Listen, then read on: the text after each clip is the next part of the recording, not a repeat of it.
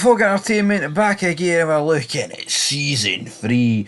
Towards the back end of it, we're looking at what if Samcro killed Marcus Alvarez for Salazar. Of course, we're looking at the time period where Samcro, well, most of the members were in Belfast, and we were left with the greatest faction of all time. We had Piney, we had Tig, we had Kozik, we had Miles, we had Shepard, and we had Filthy Phil, that old dog, Filthy Phil. Of course, Shepard kind of jobbed it, but then it was all good night because Tara was kidnapped and Salazar had a list of demands. He said, kill Marcus Alvarez and bring me $250,000 from his safe. Now, on the latter, of course, he didn't have $250,000 in his safe.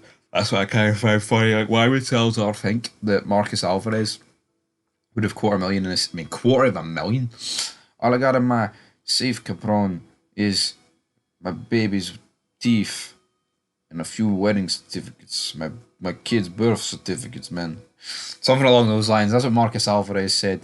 And you cannot help but feel Salazar was played dumb. I mean, what? I mean, for Alvarez to have $250,000 in his fucking safe, I mean, that would be an insane amount of time. Like, but, you know, as Keith McGee said, this life didn't leave much way in terms of retirement, Clay. Well, McGee, obviously, Marcus Alvarez must be in the same retirement plan as you, because he is just not making any sort of money at this time of day, man, honestly. He had nothing in his safe. I mean, that's not to say Alvarez is completely, you know, ripped skin at this point. Of course he's not. But at the end of the day, Marcus Alvarez, he deserves better, damn it. He deserves a wee bit more of a pension pot, so to speak. But in terms of this, of course, we did have Samcro being tasked with killing him. Now, he doesn't have the money, but they could have very easily killed him. But of course, we do see Kozik, Piney, and Tig go to his house. Kozik is the, you know, he de-escalates the situation. He doesn't want to kill Alvarez. I mean, I think Piney and Tig, you know, with the history obviously there, would have loved to have killed Alvarez, but you know, they listen to reason, guys. They listen to reason. They lay the smack down, and they do not kill Alvarez. But we are looking at here, and what if they killed Marcus Alvarez? Well, I'll tell you what would have happened if they killed Marcus Alvarez. We would have had a bloody war. The truce would have absolutely been in the bin. And honestly, if they kill Alvarez, I think Piney, Tig, Kozik, Miles, and Filthy Phil all would have died.